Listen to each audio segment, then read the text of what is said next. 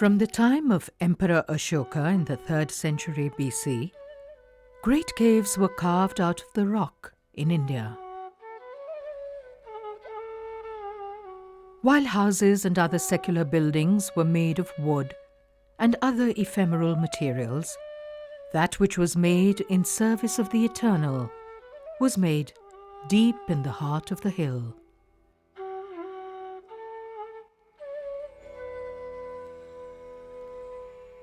The site of Ellora, on the outskirts of the city of Aurangabad in Maharashtra, witnessed the grand culmination of more than 1,000 years of the rock-cutting tradition. From the 6th century AD till the 10th, the last caves to be made for the Buddhist, Hindu and Jaina faiths were created here. 35 caves were cut out of the western face of an outcrop of the Sahyadri hills. The caves of these faiths were made in overlapping periods, and as everywhere in ancient India, these demonstrate the generous attitude of the rulers towards the worship of all divinities.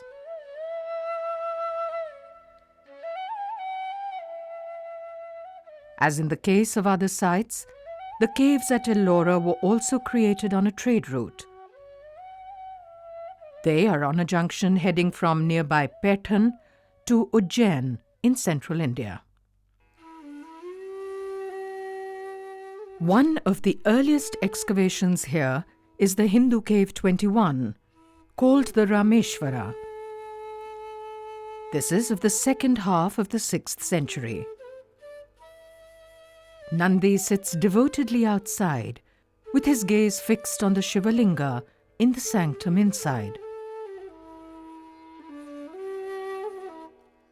The cave has some of the most refined sculptures at Ellora.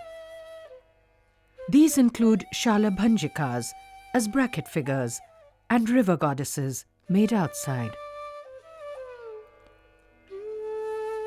Larger-than-life scenes depicting Shiva are made in panels, including this, which shows Shiva and Parvati engaged in a game of dice.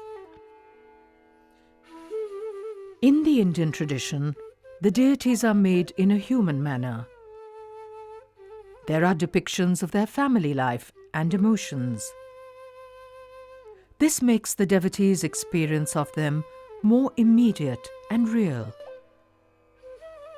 The deities are, after all, personifications of ideas and qualities which are in each of us.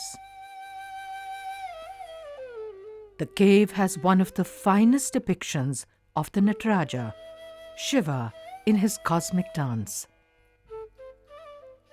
With both knees bent, the figure is imbued with dynamic movement, yet it is fluid and graceful. And with all the movement around, the face conveys a sense of stillness and sublime peace. The continuity of life, in fact, the continuity of reality is a theme that is directly addressed in Indian mythology as well as Indian sculpture. It is perceivable, perhaps, if you go to the great caves at Ellora and go from cave to cave and narrative icon to narrative icon and look at the small details, at the ganas of Shiva who are rollicking at the feet of the scene, playfully doing sometimes naughty things, playing games, playing jokes, all sorts of observations of what might seem to be the trivia of life, but which are the fabric of life. Cave 29 of the late 6th century is similar in plan to the great Shiva cave at Elephanta. The scale is vast, and the effect of the sculpted panels of Shiva is dramatic. The Buddhist caves at Ellora were made in the 7th century. These are the largest Buddhist excavations to be carried out in India. They reflect developments in iconography which had been taking place.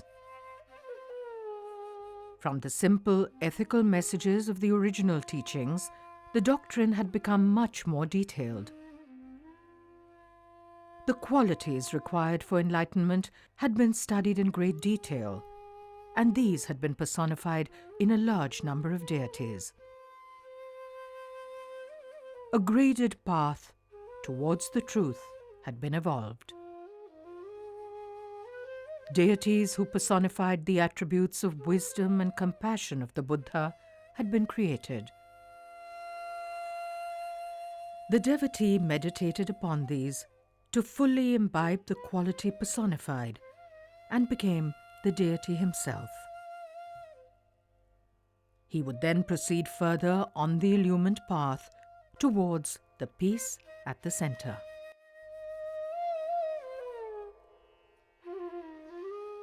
The last Buddhist Chetyagraha, with a stupa to be excavated, is Cave 10 at Ellora. The stupa has all but disappeared behind the figure of the Buddha, which has become much larger than it was at Ajanta in the 5th century.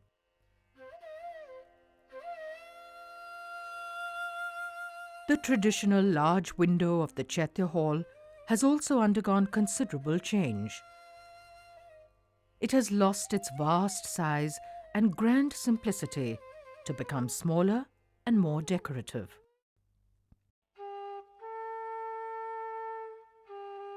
Meditation and worship was now conducted in the vast interior of the Buddhist viharas.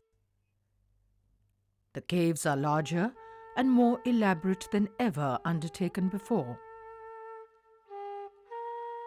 Cave 12 has 3 vast stories, each larger than any Buddhist excavation at earlier caves at Ajanta. The caves have many representations of previous Buddhas called Manushi Buddhas and Dhyani Buddhas, who represent qualities of the Enlightened One. Bodhisattvas are also made. They are beings on their way to enlightenment who help others on the path. With Cave 14, we move into the realm of Hindu deities. Magnificent panels are carved on the walls of the 8th century cave. These depict Shiva, Durga, Vishnu, and Lakshmi.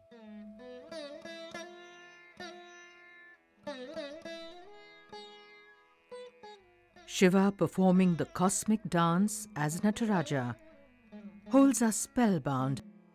The twist of the waist and the swing of the arm convey the vigor and dynamic energy of the divinity beyond the world of mortal forms.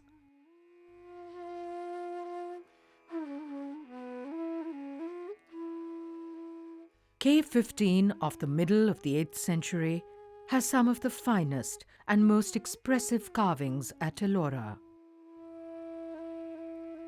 The cave has 2 floors, of which the upper one has magnificent sculptures. The left wall has depictions of Shiva made with a dramatic intensity. Here, he kills the demon Andkasura.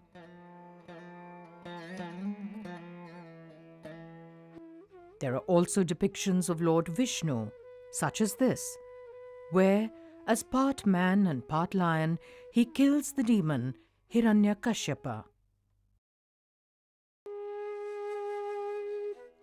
The grand climax of rock-cut architecture in India is in Cave 16, the Kailasana Temple. This was excavated in the reign of the Rashtrakuta king Krishna I, who ruled from 757 AD to 793 with his capital at nearby Paitan. This is the largest and most magnificent excavation of the world. The Kailasana Temple at Ellora in Maharashtra is really one of the great unsung wonders of the ancient world. This magnificent Kailas Temple, or Cave 16, is the single largest monolithic excavation in the entire world. Imagine a colossal sculpture of a multi-storied temple hewn out of a single piece of rock, which is really twice the area of the structural Greek temple of the Parthenon. And that is essentially what the Kailas is. The entire hillside has been transformed into a great temple, with structures carved both inside and out. The scale is breathtaking. From the courtyard, the temple rises over 100 feet. The construction of this cave shrine was an extraordinary feat of human genius. It involved the removal of some 200,000 tons of rock, and it would have taken some 100 years to complete. It is estimated that some 2 million cubic feet of rock were cleared to make way for the Kailasana Temple. In concept, the Kailashanatha is similar to the smaller, unfinished Vattuvan Kovil temple of the Pandyas at Kalugumalai. The two are contemporaneous. The Kailashanatha is made in the South Indian style and has many similarities with the Virupaksha temple at Pattadakkal of a few decades earlier. Apart from, of course, the expertise in carving shrines and cave temples at Ajanta itself in the local volcanic trap rock, going back to about 2nd century BC, in the conception of this Rashtrakuta monument at Ellora, one can see the influence coming from the Pallava domain of executing freestanding monolithic shrines. Of course, the Pallavas were working with very hard and intractable granulite, whereas the rock at Ellora itself had some advantages for permitting this kind of monumental monolithic excavation, because it consists of amygdaloidal trap rock, which is actually full of porosities and not as dense as granite, which makes it actually a lot easier to carve. And at the same time, its compressive strength is almost as good as granite. So it's actually an ideal material for this kind of rock cut excavation. The courtyard goes 276 feet into the heart of the rock and is 154 feet wide. At the back, the vertical drop from the hillside is 120 feet. The planning of the excavation had to be extremely sophisticated, as it depended upon what was cut and removed rather than what was added, as in conventional architecture. So they would have probably begun by clearing out a vast field at the top of the cliffside, going to the top of the pinnacle of the Vimana, and then they would have laid out in quite elaborate detail all the measurements and the plans for the temple on this vast level field. And they would have probably progressed by taking certain grids, probably of about 6 feet cube at each time, so that the excavators could just stand and carve out the various portions without any need for scaffolding as they worked. And they'd have used rock bridges along the way to connect and to clear out the debris. And they'd have progressed from the back of the conceived monument to the front, clearing away that way, and then from the top to the bottom. In the manner established by now in South Indian temples, the Kailashanatha is made in 4 basic units. There is a high entrance gate or gopuram, which screens the sacred space from the outside world. Next is a shrine of the bull which Shiva rides, Nandi. Here at Ellora, we also have 2 monolithic towers flanking the Nandi shrine. They would have originally carried the trident symbols of Shiva. On both sides are also made life-sized elephants. In keeping with well-established tradition, is seen the goddess Lakshmi, lustrated by elephants. She signifies the fertility and prosperity of the natural world and has been seen in all religious edifices in India since the 2nd century BC. Beyond the Nandi shrine is the vast and looming volume of rock, which contains the large mandapa or hall of the temple and the main shrine. The tower made over the sanctum rises to a height of 96 feet from the courtyard floor. At the base, the shrine is supported on the backs of life-sized elephants. This is a tradition which began from the Buddhist caves of Pitalkhora in the 2nd century BC. The temple is made on 2 levels. The Nandi Mandapa, the main hall, and the shrine are elevated from the floor of the courtyard. This level is reached by stairways on either side of the assembly hall. This heightens the sense of the sacred and of wonder in the devotees. After having come into a world created out of the heart of the mountain, they now ascend to a more sanctified height. The main temple complex is so magnificent that the excavations and reliefs in the side walls do not receive the attention they deserve. Among the masterpieces of the Kailasana sculpture is the depiction of Ravana shaking Mount Kailasha. He is made fully in the round and is seen in a dramatic, deeply shadowed setting.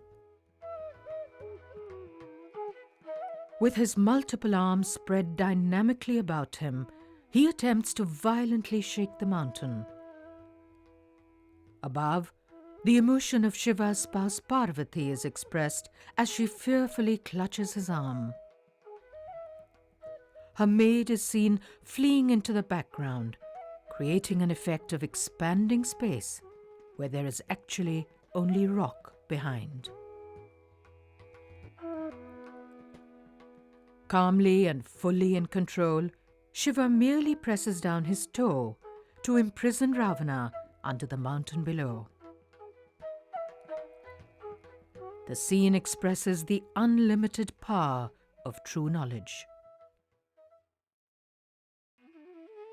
The entire temple was originally plastered and painted on the inside and outside. Today, only a few paintings survive on the ceiling of the mandapa, displaying the traditions continuing from earlier Western Indian caves. Fragments of plaster and colour on the outer surfaces show at least 3 layers of paintings which were made over the centuries.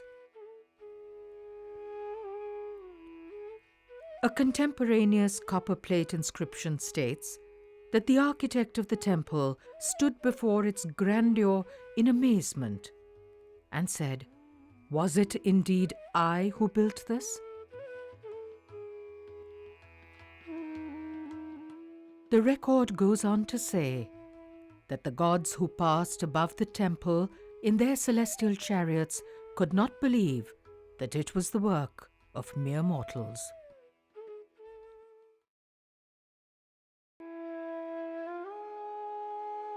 The 9th century at Ellora saw the making of Jaina caves. Cave 30 is called Chota Kailasha, as it is a much smaller version of the grand Kailasana Temple. The profusely decorated pillars are among the finest seen anywhere. The Puran Ghatas, or the vases of plenty, out of which they rise, are a continuing motif in Indian art from the 1st century caves of Betsa. The veranda has figures of Matanga, who represents prosperity, and Siddhaika, who represents abundance and generosity. The figures are made in fine detail.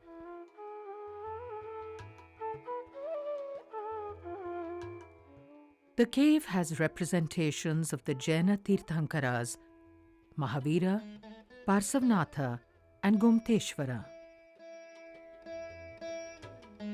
In penance and meditation, Gomteshwara is believed to have stood still for so long that creepers grew around his legs and body. In the 10th century, a colossal statue of Gomteshwara was made out of a large rock at Shravanabelagola, further south in present-day Karnataka. Surviving murals on the ceiling of the cave are very valuable, as they mark the beginnings of the stylized medieval idiom in Indian paintings. Cave 33, known as the Jagannatha Sabha, is similar to Cave 32. These caves mark the end of the great tradition of rock-cut temples in India. For 1200 years, sanctuaries were hewn out of the rock. These took us far from the clamour and anxieties of the material world outside. Deep in the heart of the mountain, the devotee could meditate upon symbols and personifications of the finest qualities within each of us. The aim was to come out of oneself with the realization of the grace which is in all of creation.